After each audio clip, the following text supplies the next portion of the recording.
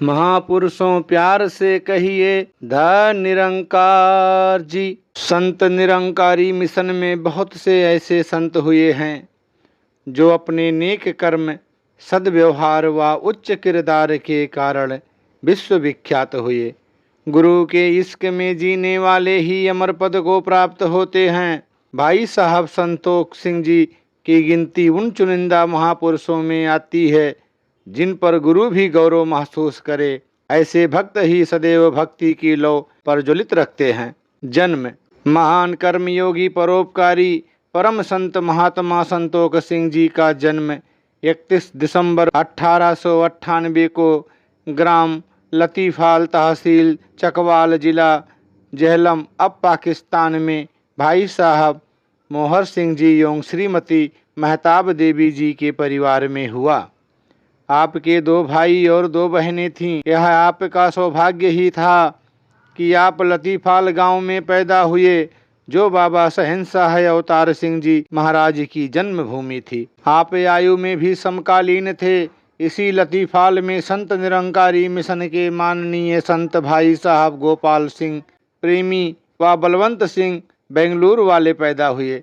आपके पिता सुनार थे, परंतु जब आप युवा अवस्था में पहुँचे तो आपने महसूस किया कि लतीफाल में सोने चांदी का कार्य अधिक प्रफुल्लित नहीं हो सकेगा। इस कारण आप लतीफाल से सिंध के शहर गढ़ी खैरों में आकर व्यवसाय करने लगे। यहीं पर 19 वर्ष की आयु में आपकी शादी रावलपिंडी में रहने वाली तुलसीवंती जी से हुई। ब्रह्म ज्ञान की प्राप्ति: बालक संतोष सिंह के माता पिता गुरुद्वारे जाते थे।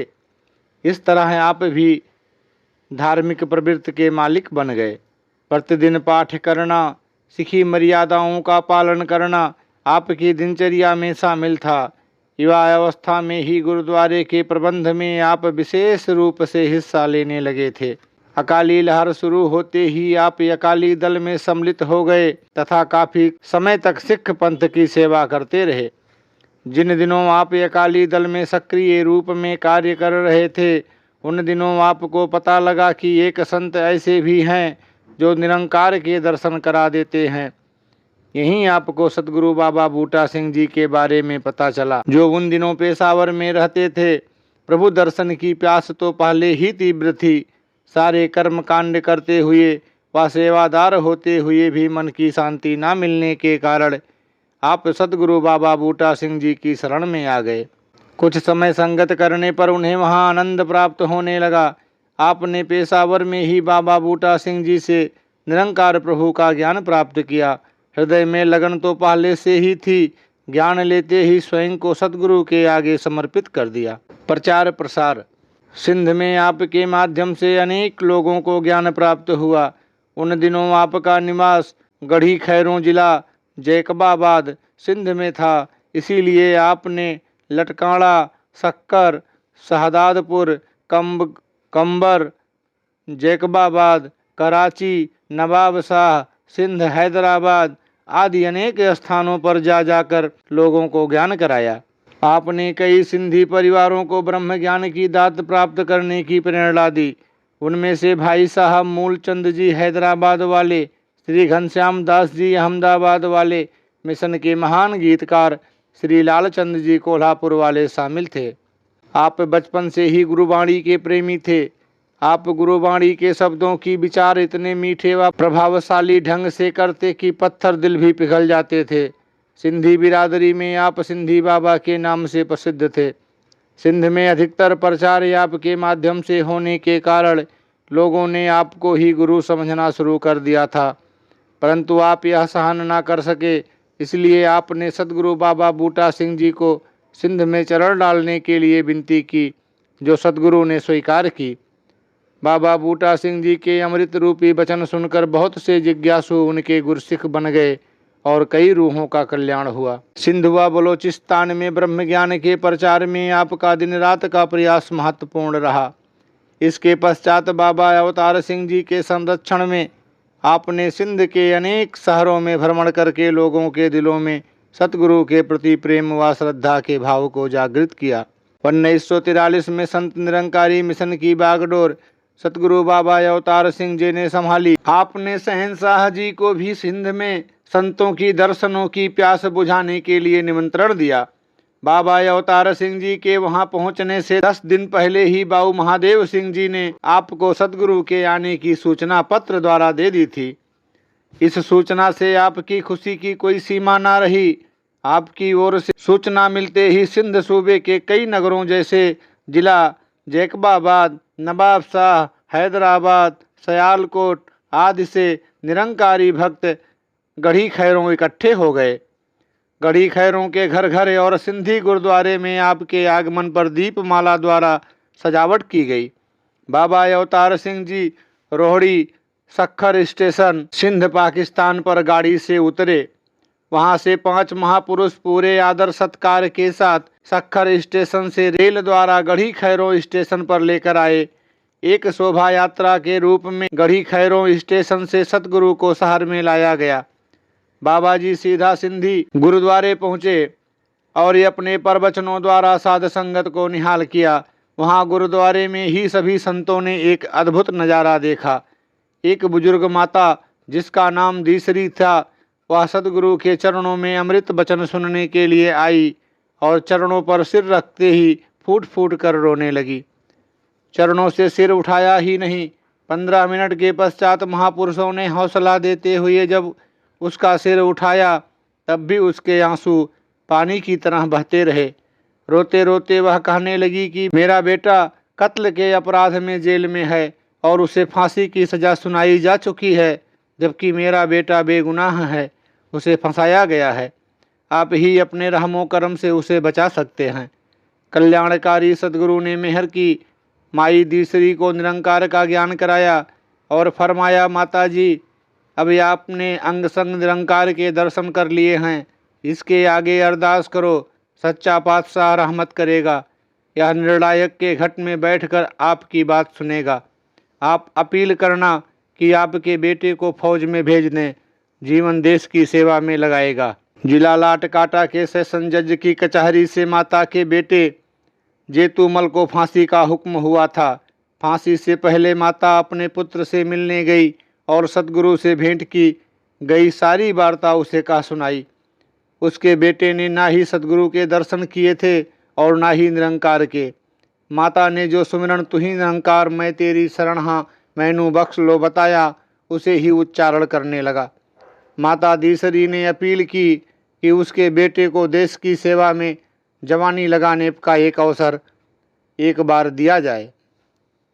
उसकी अर्जी मंजूर हुई और जेतूमल को फांसी के तख्ते के स्थान पर रहम करके फौज में भर्ती कर लिया गया। जेतूमल और माता दीसरी सतगुरु के गुण गाने लगे। दीसरी ने सबसे पहले अपने बेटे को ब्रह्म ज्ञान कराया और वह फौज में लड़ाई के लिए चला गया। कुछ दिनों पश्चात युद्ध भी समाप्त हो गया और वह घर वापस आ गया। पूरा परिवार सतगुरु के परोपकार की दास्तां सुनाते हुए थकता नहीं था और जीवन भर मेहरबान सतगुरु की दया करुणा और दयालुता के कारण समर्पित होकर जीवन जीता रहा। कुछ समय शहंशाह बाबा अवतार सिंह जी गढ़ी खैरों रहे और कई जिज्ञासुओं को जैसे सुराब खानी और बिलोच हजीजा आदि को ब्रह्म ज्ञान देकर उनका कल्याण किया। सच्चे पातशाह कई दिन तक सिंध में रहकर संगतों को निहाल करते रहे। संतों ने बहुत सेवा की और आशीर्वाद प्राप्त किए। भाई साहब संतोख सिंह जी के मन में ध्यान आया कि जब सतगुरु बाबा बूटा सिंह जी सिंध में आए थे तो हम उनकी पूरी तरह सेवा नहीं कर सके थे। उसी समय क्या देखा कि शहंशाह जी में ही बाबा बूटा सिंह जी का रूप दिखाई देने लगा। एकदम हैरान हो गए और अरदास की कि सच्चे पातशाह मैं ही भूल गया था, आप तो दोनों रूपों में एक ही हैं। अपनी भूल की क्षमा मांगी तो एकदम पुनः सामने शहंशाह जी का रूप पाया। आपने अपनी इस दशा को कविता का रूप देते हुए पुस्तक रत्नादि खान में लिखा, चलिन बाब साह तो गए साको टुलालू, एथे हो रही रंग रचाए बेखो, सेवा कर दया सिख जद होए भोरे, संतोख दामन भरमाए बेखो। बाबा बूटे दी सेवा न मूल कर दे, इहो मन आवा उठाए बेखो। तुरंत बाबे अवतार तो बड़े बूटे, नाल जोत दे जोत मिलाए बेखो। रंग जरद होया दर्शन कर दयाही, वाह वाह अजब ही खेल बना बैठा। जदों हथ जोड़े नाल करी जो दड़े, अरज मन्नते के रूप पलटा बैठा। गुरु पर विश्वास। सिंध की बात है, एक बार आपको तार के द्वारा सूचना मिली कि आपके बड़े भाई बीमार हैं। आपने परिवार समेत जाने की तैयारी की। घर से रेलवे स्टेशन 15 मील की दूरी पर था। आप बैलगाड़ी द्वारा चल पड़े। आप वीरान रास्ते से गुजर रहे थे कि डाकुओं ने घेर लिया और आपको सारा सामान उनके हवाले करने को कहा। आपने उन्हें रोकना चाहा और आपने ऊंचे स्वर में कहना शुरू किया, बाबा जी बचाओ, बाबा जी बचाओ। सिंधी भाषा में बाबा पिता को कहते हैं। डाकुओं ने सोचा कि इसका पिता निकट ही कहीं है जो ये आवाज़ें लगा रहे हैं। भक्त वत्सल दातार ने आपकी आराधना सुनी और उन डाकुओं को एक संतोख सिंह के स्थान पर 10-15 आदमी दिखाई दिए। तो वे एक दूसरे से आपस में कहने लगे कि तू तो कहता था कि केवल एक आदमी जा रहा है, अब ये 10-15 आदमी कहाँ से आ गए? तूने ध्यान से इनको देखा नहीं? इस प्रकार भयभीत होकर वे कहने लगे, जल्दी चलो यहाँ से, कहीं ये हम पर ही ना टूट पड़ें, हमें पकड़कर जकड़ ना लें, मार ना दें। इस तरह वे जल्दी से भाग गए। इसी प्रकार एक बार आप सिंध से अपने गांव लतीफाल गए। दुकान की पूंजी अर्थात सोने के गहने एक थैले में डालकर साथ ले जा रहे थे। जैसे ही ढुढियाल स्टेशन से आप लतीफाल की ओर बढ़ रहे थे, तभी कुछ अनजाने लोगों ने आपसे थैला छीनने के लिए आप पर हमला कर दिया। आपने सद्गुरु को पुकारा। देखते ही देखते इस निरंकार में से प्रकट हुए सेवादारों के हाथों से उन लोगों पर लाठियां बरसने लगी। वे जमीन पर गिर गए और हाथ जोड़कर ऊंचे स्वर में चिल्लाने लगे, हमें ना पीटो, हमें ना पीटो, हम इनको कुछ नहीं कहेंगे, हमें क्षमा कर दो। संतोख सिंह जी हैरान थे कि वहाँ तो उनके सिवाय अन्य कोई व्यक्ति है ही नहीं, फिर इन लोगों की पिटाई कौन कर रहा है। फिर समझ में आया कि मैंने सद्गुरु को पुकारा था और सद्गुरु के निराकार रूप में से बचाव करने के लिए कई हाथ प्रकट हो गए थे। इस प्रकार सद्गुरु ने अपने भक्त की रक्षा भी की और विश्वास भी बढ़ाया। 1947 में भारत पाक विभाजन के अवानीय तूफान में भी आपने सत्य की मसाल धीमी नहीं होने दी। बाबा बूटा सिंह जी के शरीर त्यागने के पश्चात मिशन की बागडोर शहंशाह बाबा अवतार सिंह जी के हाथों में आ चुकी थी।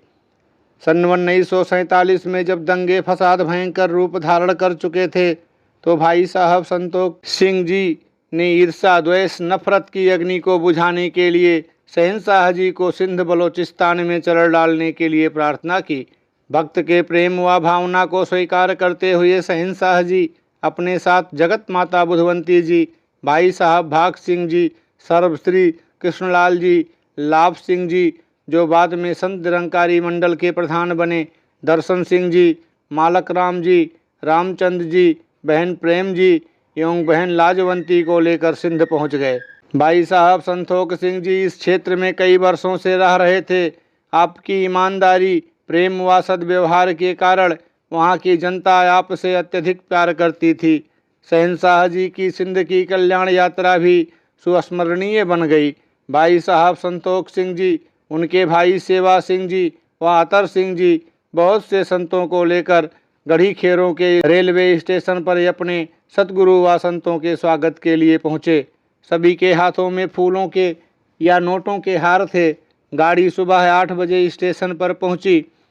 चांदी सा सफ़ेद पहरावा, हाथ में खूंटी, गले में दुपट्टा पहने जो ही शहंशाह जी इलाही नूर बिखेरते हुए गाड़ी से बाहर निकले, जय घोष से रेलवे स्टेशन गूंज उठा। सिंध के महापुरुषों ने अपनी खुशी की अभिव्यक्ति करते हुए अपने सतगुरु की सवारी के ऊपर से सिक्के वार कर धरती पर इस कदर फेंके जैसे चांदी की धरती हो। यह आगमन एक शोभा यात्रा का रूप धारण कर गया, जिसमें आगे बैंड बाजा, पीछे 400-500 महापुरुष जय घोष करते हुए और तुहिं निरंकार की आवाज़ बुलंद करते हुए चल रहे थे। यह शोभा यात्रा सिंधी गुरुद्वारे पहुंची और वहीं सत्संग का आयोजन किया गया। इस प्रकार सिंधी महापुरुषों ने शहंशाह जी की दिल खोल कर सेवा की और कृपा के पात्र बने। सिंध की यह यात्रा इस पक्ष से भी ऐतिहासिक सिद्ध हुई कि पहली बार सेहराबंदी, जिसे आजकल गुरुवंदना का नाम दिया जाता है, यहीं से आरंभ हुई। भाई साहब संतोख सिंह जी ने अपने सद्गुरु की रहमत का शुक्राना करने के भाव से कुछ सेवा करनी चाहिए। ध्यान आते ही अपनी धर्मपत्नी तुलसी जी का रानी हार लिया और शहंशाह जी की दस्तार पगड़ी पर सेहरे की तरह सजा दिया। उस दिन से कई गीतकारों एवं कवियों ने प्रेम में आकर शहंशाह जी को सेहरियाँ वाला प्रीतम कह करके संबोधित करना आरंभ कर दिया। हर जुबान पर यह वाक्य था, सेहरे वाले दी चमक निरालिए, असी बागते साडा मालिए। देश के विभाजन के पश्चात पाकिस्तान से आप पंजाब के शहर राजपुरा में सरकारी कैंप में रहे। वहीं पता चला कि शहंशाह जी दिल्ली पहुंच गए हैं, तो आप भी दिल्ली आकर किंग्सवे कैंप के रिफ्यूजी कैंप में ठहरे। उसके पश्चात सरकार ने सरकारी क्वार्टर दे दिया और यहीं माल रोड पर सोने चांदी का व्यवसाय आरंभ कर दिया। सिंधी भाईचारे में आपका बहुत आदर सत्कार था। आपको ब्रह्म ज्ञान प्रदान करने की आज्ञा तो पाकिस्तान में ही मिल चुकी थी। अब दिल्ली आकर भी आप अपना अधिक समय ज्ञान गोष्ठी में ही गुजारते थे। भारत आने के बाद आपने मानवता का संदेश स्थान स्थान पर पहुंचाने के लिए अपना सर्वस्व समर्पित कर दिया। गुरु एवं गुरसिक का अटूट रिश्ता। एक दिन रात के समय आप जैकबाबाद में अपने मकान की छत पर बैठे हुए आम काट रहे थे। आम बहुत मीठा व स्वादिष्ट प्रतीत हुआ। आपकी इच्छा हुई कि ऐसा मीठा आम अपने सद्गुरु को भोग लगाए बिना नहीं खाना चाहिए। सद्गुरु उस समय शरीर करके वहाँ से सैकड़ों मील दूर थे, पर भक्त का ध्यान क्या नहीं कर सकता। आपने हृदय से विनती की कि हे सच्चे पातशाह, आप निराकार करके तो हर समय मेरे पास हो, पर आज साकार करके मेरे दिल की इच्छा पूरी करो। हे सद्गुरु, आप पहले भी अपने भक्तों की प्रार्थना मानते रहे हो, पर आज इतनी देर क्यों? आपके प्यार ने बाल हठ का रूप धारण कर लिया और निराकार में से उसी समय एक हाथ प्रकट हुआ और आवाज़ आई, मैं आ गया हूँ, लाओ मेरे आम। आप आम काट काट कर अपने सतगुरु को खिलाते रहे। कुछ क्षणों के पश्चात सतगुरु अपने गुरसिक के हृदय की पुकार पूरी करके निराकार में ही समा गए। आपकी सगुण भक्ति ने आपको अनेकों ऐसे चमत्कार दिखाए जो कि असाधारण हैं तथा साकार सद्गुरु की शक्ति को अभिव्यक्त करते हैं। आप साकार में निराकार का तथा निराकार में साकार का दर्शन करते थे। बुल्ले शाह। जिस तरह परम संत बुल्ले शाह अपने सद्गुरु को रिझाने के लिए हर समय तैयार रहते थे, इसी तरह संतोख सिंह जी भी अपने सद्गुरु को प्रसन्न करने के लिए कोई कसर नहीं छोड़ते थे। गुरु के लिए हृदय में अनूठा स्नेह होने के कारण आपको महापुरुष बुल्ले शाह भी कहा करते थे। आपका प्रेम निर्गुण ब्रह्म के साथ साथ सगुण सतगुरु से भी बहुत गहरा था। भाई साहब संतोख सिंह जी को लोग बुल्ले शाह के नाम से याद करते हैं, क्योंकि वह बुल्ले शाह जी की भांति सत्य की आवाज़ निर्भय होकर देते थे। आपका सद्गुरु के साथ इश्क हकीकी किसी जुनून से कम न था। किसी समय आप सिंधी जगत में सिख धर्म के प्रचार के प्रमुख नायक थे, और जब आपने इस सत्य को जाना तो गुरुसिखी के सच्चे स्वरूप को अधिकाधिक जनता को समझाने के लिए पूरा जीवन लगा दिया। आपके अनेक मित्र, संबंधी और पुराने साथी आपको अपमानित करने में कोई कसर नहीं छोड़ते थे, परंतु आपका धैर्य और सहनशीलता चरम शिखर को छू चुका था। आप गलत बातों को हंसकर टाल देते थे। भाई साहब संतोख सिंह जी का सगुण से प्रेम अद्भुत था। यह प्रेम दीवानगी में इस कदर बदल चुका था कि गुरु भी आपके प्रेम में बंधे हुए आप जहाँ याद करते वहीं दर्शन दे देते थे। 1948 से संत निरंकारी मिशन का वार्षिक संत समागम आरंभ हुआ। निरंकारी कॉलोनी में जब समागम होने लगा तो समागम संपन्न होने के पश्चात गुरु वंदना होती, जिसमें पहले मंडल के सदस्य शहंशाह जी की पगड़ी पर सेहरा सजाते और फिर गाकर नाचकर अपनी खुशी का प्रगटाव करते। इस दिन आप गले में ढोलक डालकर पूरी निरंकारी कोठी की परिक्रमा करते और ये अपने प्रियतम का यशगान करते ना थकते। आप अक्सर बुल्ले शाह जी की काफियाँ गाते, विशेषतया बुल्ले नू समझावण आइयाँ भैड़ा ते भर जाइयाँ वे बुलियाँ तुम यह की कीता कुलनू ली कालाइयाँ। आप ये अपने सदगुरु को खुश करने के लिए हाथ में संगीत के साज चिमटा लेकर बुल्ले शाह की काफियाँ गाया करते थे। इस प्रकार निरंकारी जगत में आप बुल्ले शाह के नाम से विख्यात हुए। वचन सत्य हुए। जो भक्त निरंकार से जुड़ा होता है उसके श्रीमुख से निकला हर वचन निरंकार स्वयं ही पूरा करके अपने भक्त की जय जयकार करवाता है। ऐसे ही भक्त संतोख सिंह जी के साथ होता था। गढ़ी खेरों के दूर एवं निकट क्षेत्रों में चर्चा होती थी कि संतोख सिंह जी से आशीर्वाद ले लो, आपके कार्य सिद्ध हो जाएंगे। कई एक उदाहरण लोगों के सामने थे। जैसे एक बार एक बूढ़ी माता का जवान बेटा घर से कहीं भाग गया। 6 महीने बीत गए। किसी मुसलमान सज्जन ने उसे कहा कि वह संतोख सिंह के पास जाकर आशीर्वाद ले। वह माता आपके चरणों में सिर रखकर रोने लगी। आपने निरंकार का सुमिरन किया और सहज भाव में ही कह दिया, माँ तू घर जाकर अपने बेटे के लिए उसका मनपसंद खाना पका, वह खाने के लिए आ जाएगा। माँ ने पुत्र के पसंद का खाना बनाया। क्या देखती है कि उसका बेटा हाथ में छड़ी लिए ऐसे आ रहा है जैसे खेतों से सायंकाल किसान घर आता है। माता बेटे से मिलकर बहुत खुश हुई और अगले दिन बेटे को लेकर आपका धन्यवाद करने आई। थोड़ी देर में ही सारे नगर में यह बात फैल गई। आपकी प्रशंसा सुनकर कुछ लोग आपसे ईर्ष्या भी करने लगे थे। वहीं 2 भाई अली नमाज और गुल मोहम्मद रहते थे। बड़ा भाई अली नमाज आपसे प्रेम करता था, छोटा भाई गुल मोहम्मद आपसे नफरत करता था और नीचा दिखाना चाहता था। एक दिन उसने नगर के कई लोगों को इकट्ठा किया और कहने लगा, भाइयों, संतोख सिंह कहता है कि मैंने खुदा को देखा है, जो कोई चाहे उसे दिखा सकता है। जो बंदा ऐसा कहता है वह काफिर होता है। आप इसी समय संतोख सिंह को बुलाओ और उसे कहो कि खुदा का दीदार कराए। यदि वह न दिखा सके तो उसे पेड़ के साथ उल्टा लटका कर कोड़े मारे जाएं।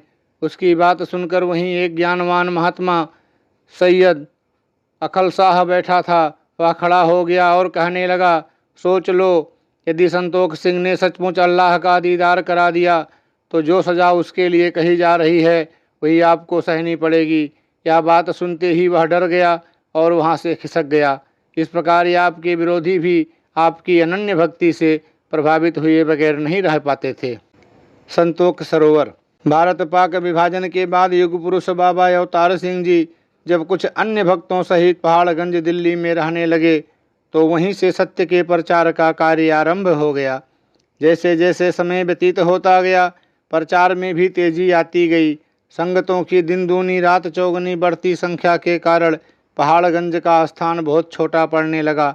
ऐसे में एक विशाल स्थान खरीदने की आवश्यकता अनुभव की गई, जहां एक विशाल सत्संग भवन भी बनाया जा सके और इसके समीप ही अन्य संत भी अपने अस्थायी निवास का निर्माण कर सकें। परंतु धनाभाव के कारण इस योजना को पूरा करना सरल न था। ऐसे समय में भी परम उत्साही संतोख सिंह जी आगे आए और यथायुक्त सेवा की। तत्पश्चात सभी भक्तों के सहयोग से निरंकारी कॉलोनी की भूमि खरीदी गई और निरंकारी कॉलोनी की स्थापना हुई। 1953-54 में निरंकारी कॉलोनी बसने के साथ ही भविष्य की दूरगामी योजनाओं के लिए निकट ही कुछ और भूमि भी खरीदी गई। इस भूमि के इर्द गिर्द जंगल था।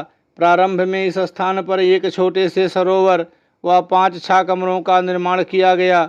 दिन में तो यहाँ महापुरुषों की चहल पहल रहती थी, परंतु अंधेरा होते ही यह स्थान सुनसान हो जाया करता था। इस स्थान को लोकप्रिय बनाने के लिए किसी ऐसे समर्पित संत की आवश्यकता थी जिसके यहाँ रहने पर अन्य संत भी प्रेरणा प्राप्त करें।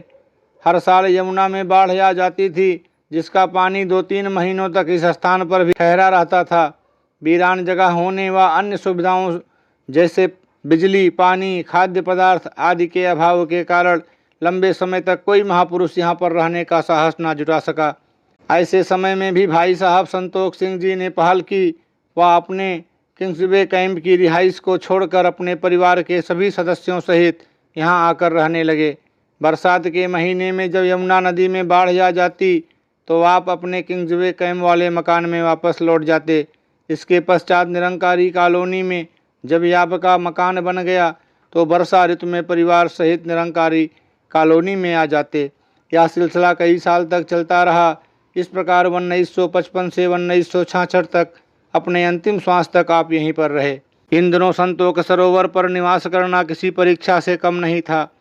दूर दूर तक ना कोई आबादी, ना कोई बाजार, ना स्कूल, ना बिजली एवं पानी की व्यवस्था और ना ही कोई अन्य सुविधा। हैंडपंप से पानी और लालटेन से रोशनी ही पर्याप्त थी। छोटी छोटी ज़रूरत की चीज़ खरीदने के लिए पैदल चलकर किंग्सवे कैंप जाना पड़ता था। छोटे छोटे बच्चों के साथ इस वीरान में रहने का साहस करना ही आपकी भक्ति को प्रमाणित करता है। इन असुविधाओं में रहकर भी आप प्रसन्न थे कि शहंशाह जी ने इस सेवा के लिए आपको चुना है। सतगुरु चाहे तो किसी भी घट में बैठकर सेवा करवा सकता है। यह उनका सौभाग्य था कि यह सेवा उनको मिली। जैसे कहा है, साध्य सेवा वह कर सके जिस तो आप करावे है। जब इस स्थान पर सरोवर की खुदाई आरंभ हो गई तो आपका परिवार सभी संतों के लिए लंगर तथा जलपान की व्यवस्था करता था। सुबह शाम सतगुरु स्वयं यहाँ पधारते और संतों को आशीर्वाद देते थे। यही एक कच्चा मकान और कुछ समय पश्चात कुछ गाय, भैंसें व बकरियां आपकी निगरानी व सेवा में यहाँ लाई गईं। सतगुरु के आशीर्वाद से इस जमीन को महापुरुषों द्वारा संवारा गया, समतल किया गया। यही जमीन कुछ समय पश्चात फसल उगाने योग्य बन गई और बंजर धरती अब उपजाऊ दिखने लगी। आज यहाँ एक सुंदर सरोवर भी है, परंतु सतगुरु की लीला न्यारी है। भाई साहब संतोख सिंह जी ने सतगुरु का आदेश पाकर जब अपना निवास स्थान वहाँ बना लिया तो कई प्रकार की आवाज़ें सुनने को मिली। कोई आपको कहता कि आप तो जंगल में रहते हैं, तो आप कहते थे कि मुझे तो मंगल ही मंगल नज़र आता है। आप देखना यहाँ मेले ही मेले लगेंगे, बहारें ही बहारें होंगी। आपके वचन सत्य हुए। हर वर्ष यहाँ समागम होने लगा। आपने सतगुरु के चरणों में प्रार्थना करते हुए लिखा, गली गली बिच दे के होका तेरा ही प्रचार करा, झूठे जगनू दिल तो भूल के गुर संगता नाल प्यार करा, तेरे दर ते को ते दाबी रज रज के सत्कार करा, तेरे के सारे उते अपनी जान निसार करा।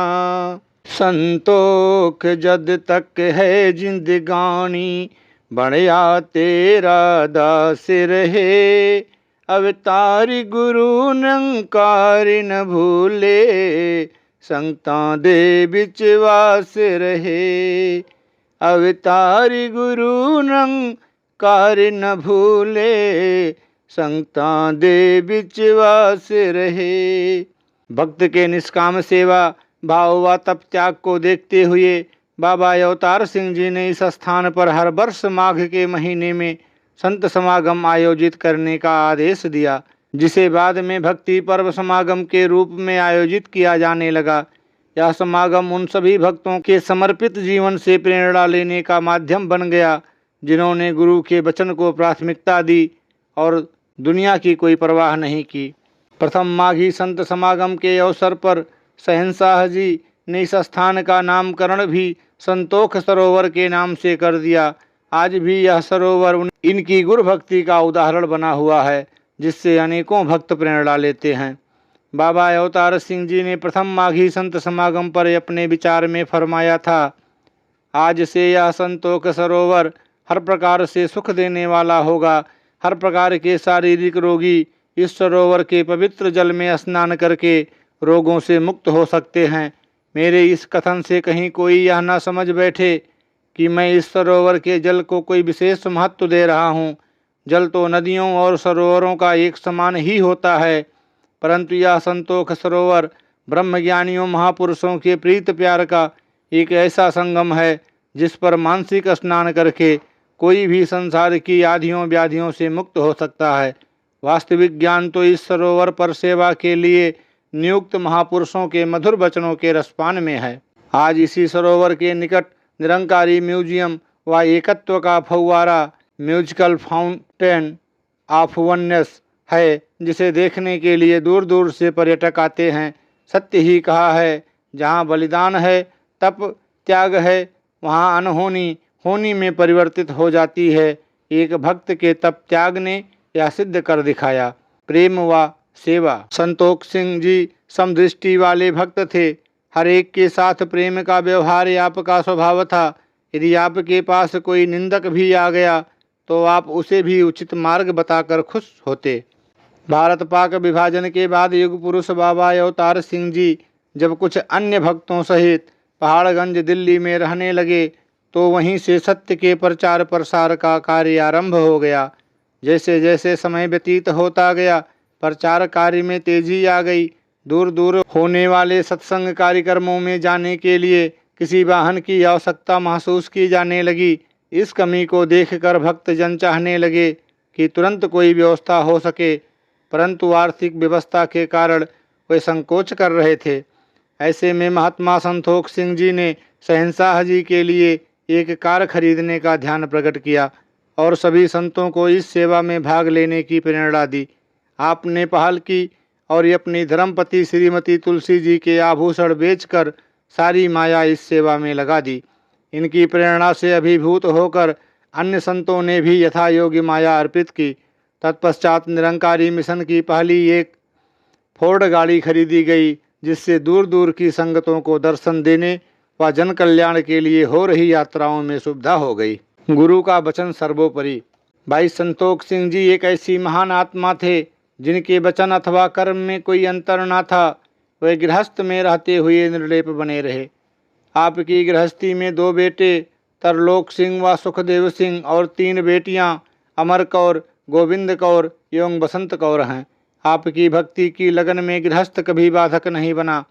आपका परिवार भले ही बड़ा था, परंतु आपके सेवा कार्य में सभी सहयोग देते रहे।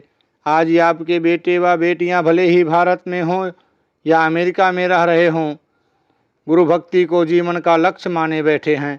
जैसे आप गुरु के हुक्म को ही जीवन का ध्येय मानते थे, वैसे ही आपके बच्चे हैं। मसूरी कॉन्फ्रेंस में अंतर्जातीय शादियों को बढ़ावा देने का निर्णय लिया गया ताकि मिशन का मानवतावादी सिद्धांत प्रमाणित किया जा सके। आपने समाज व रिश्तेदारों की परवाह किए बगैर गुरु के वचन पर फूल चढ़ाते हुए सिंधी होते हुए भी अपनी बेटी गोविंद कौर की शादी एक पंडित घराने में पैदा हुए गुरसिख हरिमोहन शर्मा जी से करना तय किया। आपके बाद यह शादी शहंशाह जी एवं सतगुरु बाबा गुरबचन सिंह जी और निरंकारी राजमाता जी की हुजूरी में संपन्न हुई। पंडित हरिमोहन शर्मा जी का बचपन भले ही कर्मकांड व धार्मिक रीति रिवाजों के वातावरण में व्यतीत हुआ, परंतु उन्होंने भी ब्रह्म ज्ञान लेने के पश्चात केवल गुरु सेवा को ही अपने जीवन का लक्ष्य बना लिया था। उस समय उनका ना कोई अपना घर था, ना कोई व्यवसाय और ना ही कोई रिश्तेदार पास रहता था, क्योंकि उनके पंडित घराने को यह बिल्कुल भी स्वीकार नहीं था कि उनका अनुज एक सरदार को अपना गुरु माने। इसलिए पहले उन्होंने अपने पुत्र को निरंकारी गुरु के साथ अपना संबंध तोड़ने के लिए हर संभव प्रयास किया, परंतु जब पूर्ण सद्गुरु की शरण त्यागने को वह तैयार नहीं हुए तो परिवार ने उनसे अपने सारे संबंध तोड़ लिए। अब हरिमोहन शर्मा का केवल एक ही सहारा था, सतगुरु बाबा गुरबचन सिंह जी। बाबा जी एवं निरंकारी राजमाता कुलवंत कौर जी ने 20 बच्चे को अपने परिवार का हिस्सा बना लिया और स्वयं सभी कार्य किए। जब बारात वधू के दरवाजे पर पहुंची तो माता पिता रूप में निरंकारी राजमाता जी एवं बाबा गुरबचन सिंह जी और बारातियों के रूप में संत महापुरुष थे।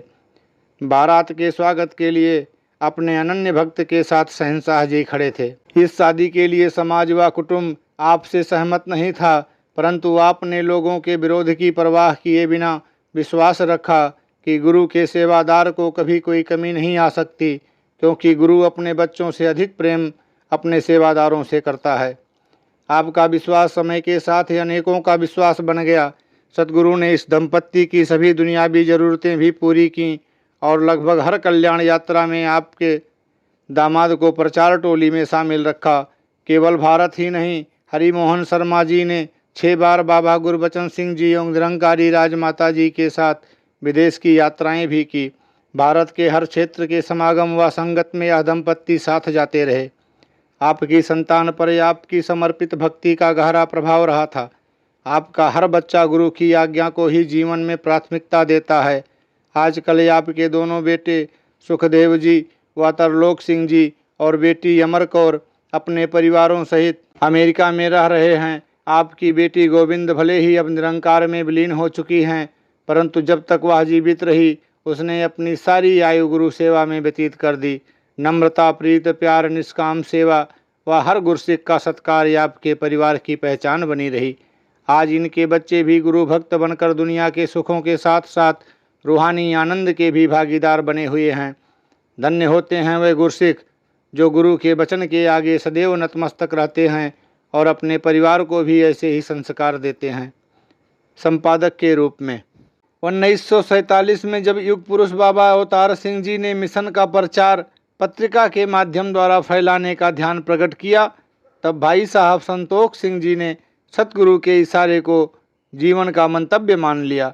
शहंशाह बाबा अवतार सिंह जी के सुपुत्र सज्जन सिंह जी के योगदान से कुछ पुस्तकें उन्होंने पंजाबी भाषा में छपवाईं। सबसे पहले छपने वाली पुस्तक चंदन दी वाड़ी, सतगुर दी लोड़ और उसके बाद रत्ना दी खान थी। इस कर्म को निरंतर रूप में चलाने के लिए कई कठिनाइयों का सामना करना पड़ा, परंतु आपके भरसक प्रयास के स्वरूप अगस्त 1949 में पंजाबी भाषा की संत निरंकारी पत्रिका का जन्म हुआ, जिसके प्रथम प्रकाशक एवं संपादक आप ही थे। संत निरंकारी पत्रिका का वार्षिक चंदा 5 रुपये होता था। इसकी पहली बार 300 प्रतियाँ छपी थीं।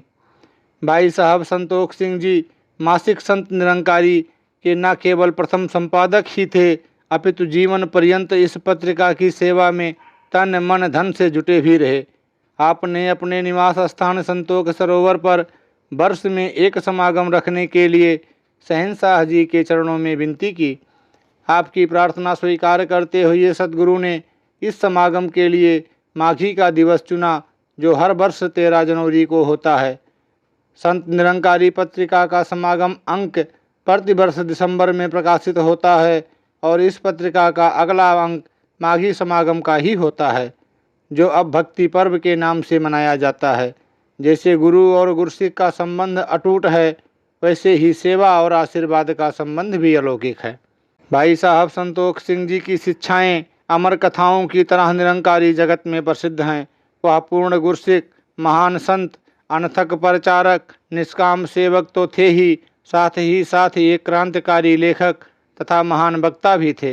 निरंकारी मिशन के प्रचार का कोई भी ऐसा अंग नहीं जिसमें उन्होंने बढ़ चढ़कर भाग न लिया हो। यही कारण है कि आज उनकी सेवा ही उनकी यादगार का रूप धारण कर चुकी है। सेवा का शब्द कहीं भी आए, संतोष सिंह जी का नाम अपने आप जुबान पर आ जाता है। एक लेखक के रूप में भाई साहब संतोष सिंह जी का सद्गुरु से अथाह इश्क था। आपका इश्क जहाँ कर्म से प्रकट होता था, वहाँ कलम के द्वारा लेख व कविता का रूप भी धारण कर लेता था। मिशन के प्रारंभिक प्रकाशन में आपका सक्रिय रूप में सहयोग रहा। शहंशाह बाबा अवतार सिंह जी के सुपुत्र सज्जन सिंह जी ने जब मिशन की पुस्तिका एवं पत्रिका को प्रकाशित करने का ध्यान शहंशाह जी के सम्मुख रखा, तो शहंशाह जी ने संतोष सिंह को उनके साथ जोड़ दिया। प्रकाशन का कार्य आपको सौंपा गया। आपके लेख मिशन की उन दिनों की पुस्तिकाओं जैसे चंदनवाड़ी, रत्ना दी खान, सतगुरु दी लोड़ आदि में छपते रहे। आप कविता लिखकर भी अपने हृदय के उद्गार प्रकट करते थे। उदाहरण के लिए कविता में लिखी आपकी इन भावनाओं को देखें, जो पुस्तक रत्ना दी खान में प्रकाशित है।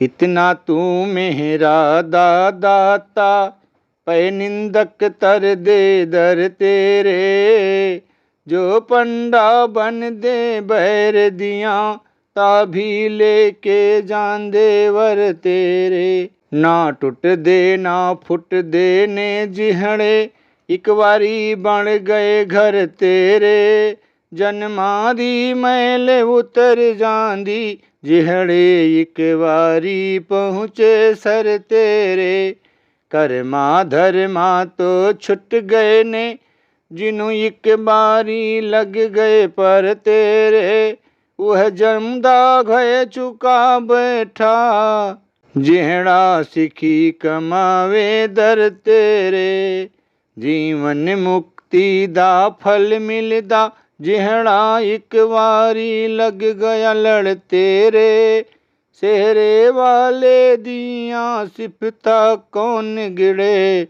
संतोख जिहे अनपढ़ तेरे।